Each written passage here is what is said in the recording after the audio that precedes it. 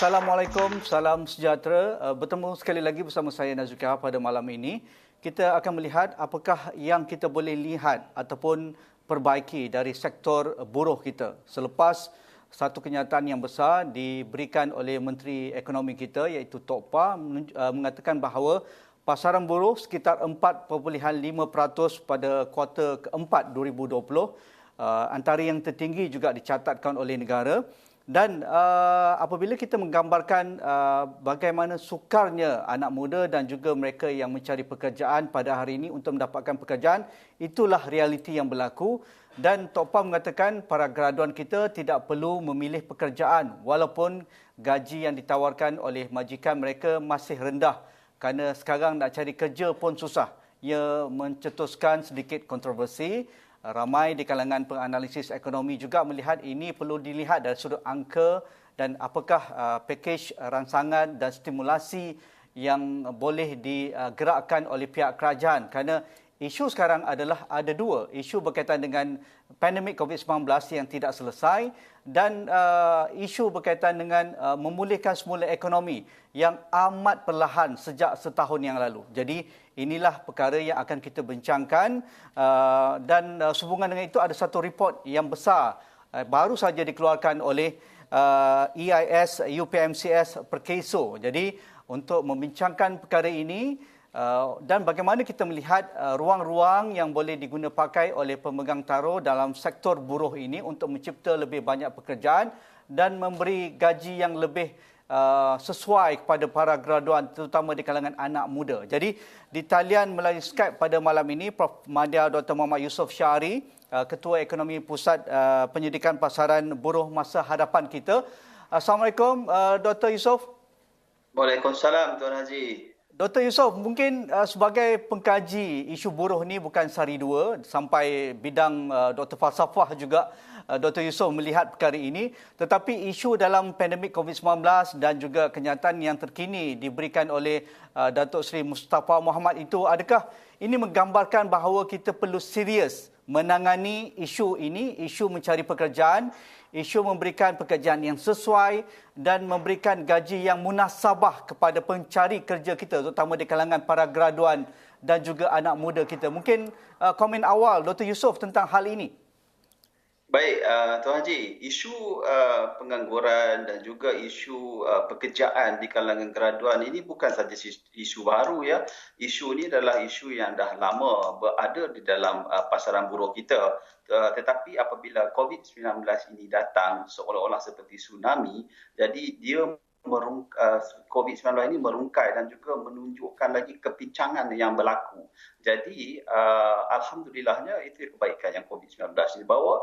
Jadi isu ketidakpadanan pekerjaan, isu berkaitan dengan gaji para graduan yang dibayar tidak berapa setimpal, ini adalah isu yang lama. Baik, saya nak respon sedikit berkenaan dengan pandangan Menteri itu Tok Pa ni ya. Kalau kita lihat itu, ia adalah rentetan daripada kenyataan yang dikeluarkan oleh Ketua Perangkawan pada hari sebelumnya, iaitu berkenaan dengan gaji graduan yang dibayar minima pada kadar upah minima pada tahun 2020. Sebenarnya kita memahami keadaan itu, tetapi sebenarnya tidaklah seteruk sedemikian ya Tuan Haji keadaan yang berlaku, kerana kalau kita lihat data yang terdapat di Perkeso dan juga data-data lain yang ada di luar sana, kita dapati bahawa hanya kurang daripada 9% yang gaji graduan yang dibayar di bawah paras upah benar, itu pada sekitar bawah 1,200. Kerana dan kategori ini pun adalah kategori mereka yang dikategorikan sebagai di bawah internship dan juga di bawah apprentice program ya. 65% ya Tuan Haji, sekitar 65% kalau kita lihat data daripada My Future Job itu, gaji graduan dibayar kadar upah basicnya, asasnya di antara 2,000 sehingga 2,500. 65%. Jadi ini satu keadaan yang menunjukkan bahawa walaupun masa pandemik ini berlaku, masih ada keadaan yang baik. Tetapi kita tahu bahawa ada yang winners, ada yang gainers masa COVID-19 ini. Jadi sebahagian bisnes, sebahagian perniagaan di luar sana masih lagi mampu untuk memberi gaji kepada graduan yang saya kata adil dan juga yang munasabah dengan mengambil kira situasi COVID-19. Tetapi bergerak ke hadapan, Tuan Haji, perkara ini adalah isu struktural, isu yang lama dan menangani masalah ini memerlukan jangka masa panjang. Tapi kita perlu bermula dari sekarang ini, yang mana kita mengharapkan recovery ini datangnya bersama reform atau agenda pembaharuan yang mana dalam jangka panjang kita dapat memperbaiki keadaan ini. Untuk mengurangkan contohnya ketidakpadanan pekerjaan di kalangan graduan ini kepada kosong, itu tidak mungkin ya Tuan Haji. Tidak ada mana-mana negara yang saya lihat sampai kosong. Tapi keadaannya kita boleh cuba untuk mengurangkan keadaan tersebut kerana keadaannya semakin meningkat saban tahun sebelum 2020 lagi. Tapi bila 2020 datang bersama COVID-19, keadaan itu bertambah sedikit meruncing.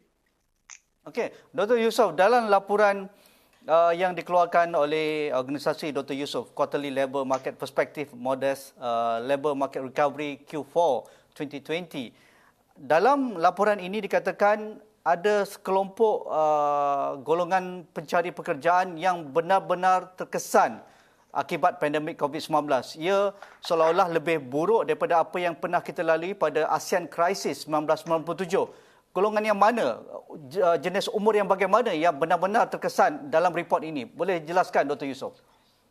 Kalau kita lihat secara keseluruhannya, golongan yang terkesan ini kalau kita lihat adalah kebanyakannya dan kebahagiaan besarnya Tuan Haji, ya, mereka yang kita gelarkan dalam umur golongan belia, ya, di antara 18 hingga 30 tahun, yang mana kalau golongan belia ini termasuk jugalah dua golongan, iaitu golongan graduan ataupun fresh graduan ataupun yang baru graduat dan juga graduan yang telah pun berada di pasaran.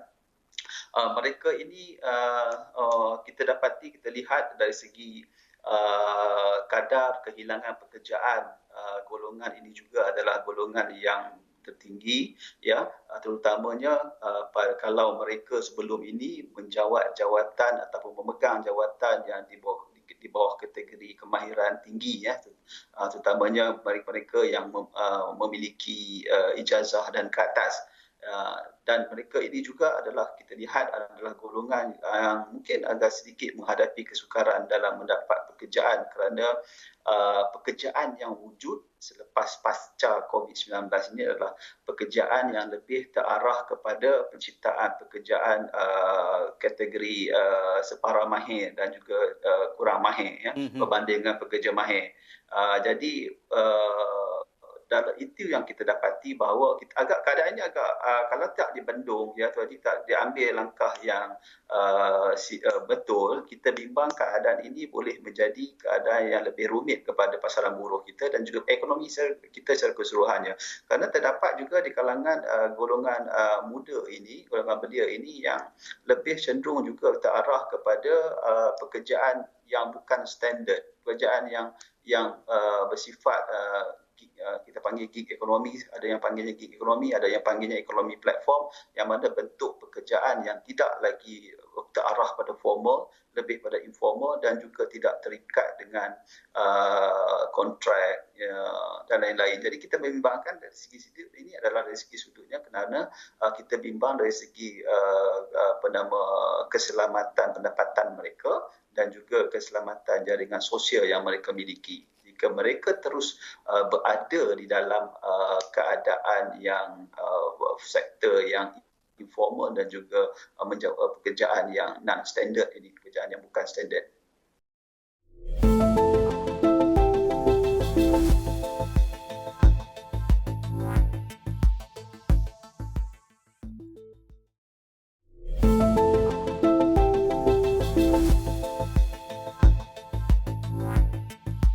Kalau kita boleh jelaskan lagi, Dr. Yusof, antara umur 18 hingga 30 tahun, kalau kita boleh rujuk, mereka ini biasanya para graduan dari universiti tempatan ataupun luar negara, itu pertama.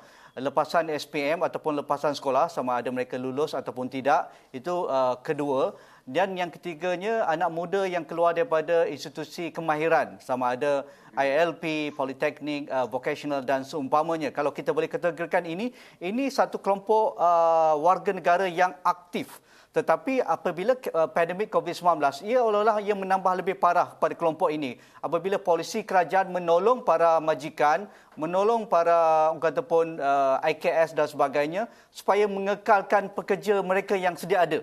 Kerana mereka tidak mahu lebih buruk lagi kerana akibat tiada projek, tiada perniagaan dan sebagainya. Jadi ada insentif yang begitu banyak diberikan oleh pihak kerajaan, prihatinnya penjana dan sebagainya, supaya majikan mengekalkan pekerjaan. Jadi untuk mengekalkan pekerjaan mereka yang sudah established dalam pasaran buruh. Jadi boleh Dr. Yusof jelaskan, adakah ini sebenarnya lebih parah lagi apabila jika tidak dilihat secara serius? Perkara yang utama yang perlu diberi perhatian ya kalau kita bercakap berkenaan dengan golongan belia ini ya 18 hingga 30 tahun ini Tuan Haji, kami tidak ataupun analisis kami tidak menunjukkan sangat kebimbangan bagi mereka yang berada di memegang jurusan TVET contohnya yang berkemahiran, kerana pekerjaan ini ekonomi kita memang mencipta banyak pekerjaan ini, dan juga kita juga tidak bimbang sangat lepasan sekolah yang terus ke pasaran buruh, maksudnya lepasan sekolah yang tidak menyambung pengajian yang terus masuk pasaran buruh, kerana pekerjaan mereka juga ada di luar sana. Tetapi yang membimbangkan sikit kita Tuan Haji begini, bagi kategori mereka yang mempunyai pendidikan tertiary ataupun pendidikan tinggi, diploma, ijazah dan ke atas ni Tuan Haji, kerana ekonomi kita ya Tuan Haji, saban tahun secara puratanya kita mencipta pekerjaan setiap pada pelaburan kita, setiap dari pertumbuhan ekonomi kita secara keseluruhannya hanya mencipta 1/3 daripada jumlah pekerjaan ini adalah di bawah kategori mahir Tuan Haji. Ya. Maksudnya kategori mahir itu hanya 1/3 saja. Lagi 2/3 tu datangnya daripada separa mahir dan juga tidak mahir. Sedangkan ya Tuan Haji, dari sudut penawaran ataupun supply pula, institusi yang mengeluarkan graduan, yang mengeluarkan mereka yang memegang ijazah ataupun sijil yang diploma dan ke atas ni semakin melebar, maksudnya semakin besar. Dari satu sudut pihak universiti atau pihak berkenaan oversupply, dari sudut penawaran juga permintaan industri pula pekerjaan yang kemahiran ni pula shortage. Itu keadaan yang misalignment yang berlaku Tuan Haji. Jadi isu ni Tuan Haji tidak boleh diselesaikan dalam jangka sependek ni. Tetapi kita perlu bermula daripada sekarang, kerana ia bukan saja melibatkan pihak yang mengeluarkan graduan ataupun penuntut itu sendiri, malah juga kita juga memerlukan kepada perubahan struktur ekonomi kita Tuan Haji. Kita kena lihat sendiri pertumbuhan kita, kita kena lihat juga pelaburan kita. Kita tidak mahu lagi pelaburan yang membawa kepada ataupun pelaburan yang berintensifkan buruh. Maksudnya kita galakkan pelaburan langsung asing, tapi pelaburan langsung asing dibawa masuk ke Malaysia hanyalah pelaburan langsung asing yang kebanyakannya memerlukan pekerja yang separa mahir dan tak mahir Tuan Haji. Jadi yang mahir ni nak ke mana? Ya. Jadi ini yang dalam jangka masa pendeknya, apabila pekerjaan yang sepatutnya wujud dalam ekonomi kurang ada dan sangat terhad, jadi mereka yang mempunyai ijazah dan juga diploma semua ni hanya dua pilihan tu Haji, sama ada mereka mengambil apa saja peluang yang ada, maksudnya pekerjaan yang di bawah kelayakan mereka, ataupun mereka akan memilih untuk berada di sektor-sektor tidak formal dan sektor ekonomi gig dan platform ini. Ya, berapa lama agaknya dengan frasa ataupun kenyataan yang besar ini, Dr. Yusof juga menyatakan bahawa kalau tiada pilihan mereka perlu ambil saja ataupun grab saja peluang pekerjaan yang ada, mungkin tidak berpadanan dengan gaji mereka dan ataupun memasuki ekonomi tidak formal. Tetapi dari aspek fokus ataupun jangkaan pemulihan ekonomi, berapa lama kita perlu beri peluang kepada anak muda ini ataupun pencari pekerjaan ini, ataupun selepas pulihnya adakah mereka akan mendapat gaji yang sepadan ataupun yang sepatutnya? Bilakah itu, Dr. Yusof?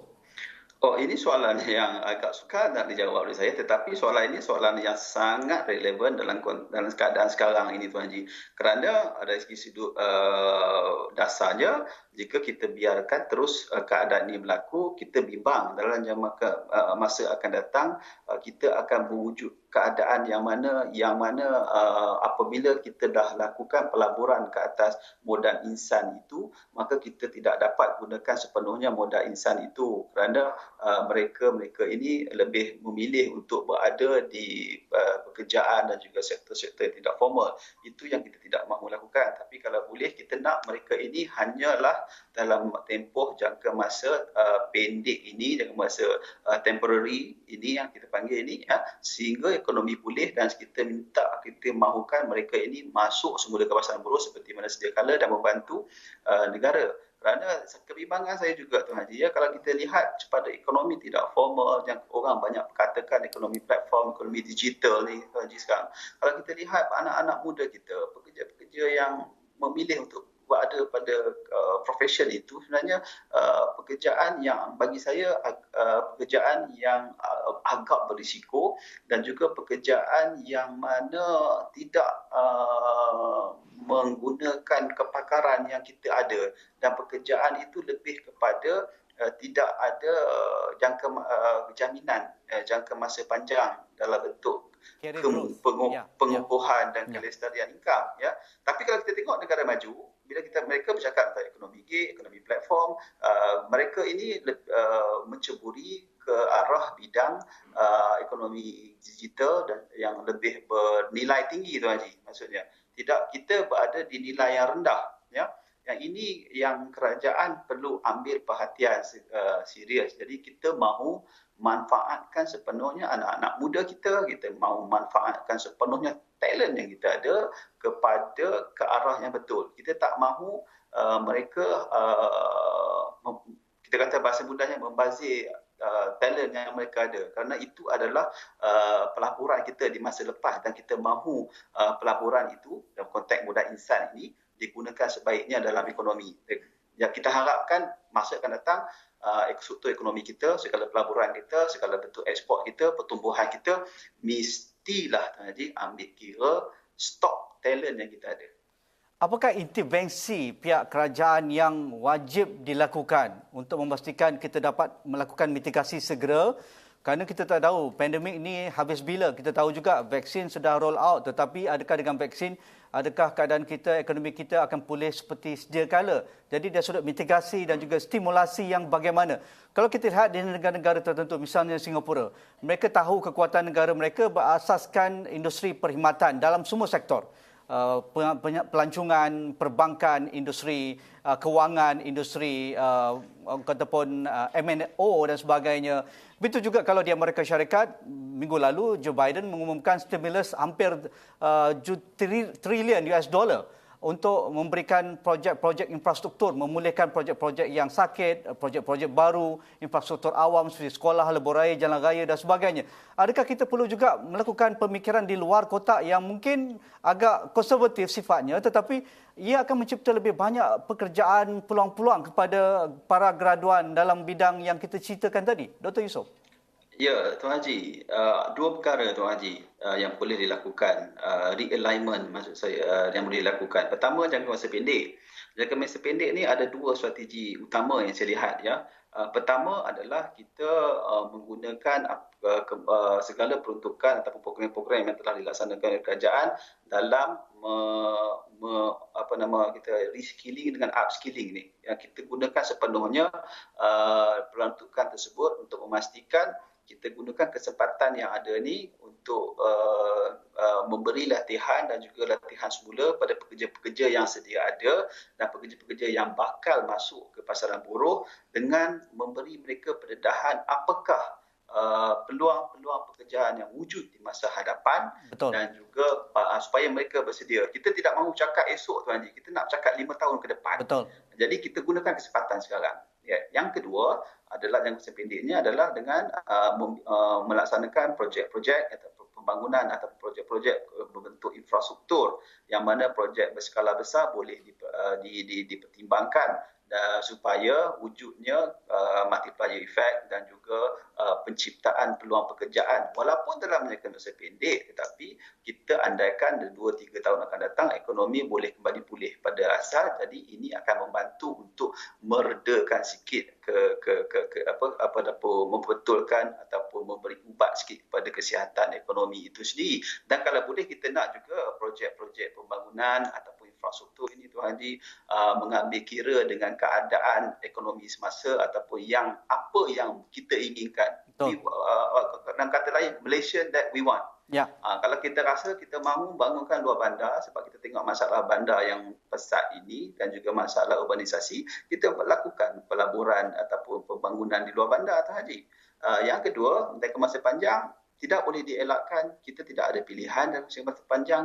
Kita perlu bermula dari sekarang, iaitu dengan membuat perubahan struktur ni pada ekonomi kita realignment balik mana-mana yang bermasalah dan juga realignment balik di antara pertumbuhan kita. Sebab kita mahukan 10 tahun akan datang sebuah negara yang maju dan juga sebuah negara yang mana kekayaannya dikongsi secara adil. Jadi kita perlu bergerak ke arah tersebut dengan melakukan perubahan struktur yang diperlukan di dalam ekonomi, termasuklah pasaran buruh itu sendiri, kerana dalam melakukan perubahan struktur ekonomi kita tidak boleh tinggalkan pasaran buruh ini, kerana ia adalah salah satu kita panggil dalam ekonomi salah satu pemboleh upah yang utama selain daripada mesin dan juga bangunan, Tuan Haji. Ya. Dari perubahan struktur itu, bagaimana kita boleh bagi gambaran bahawa dalam masa inilah waktu yang sesuai untuk reform struktur itu? Kalau para graduan kita, zaman saya pun 1995 ataupun awal 90-an bermula dengan 1,500, 1,800.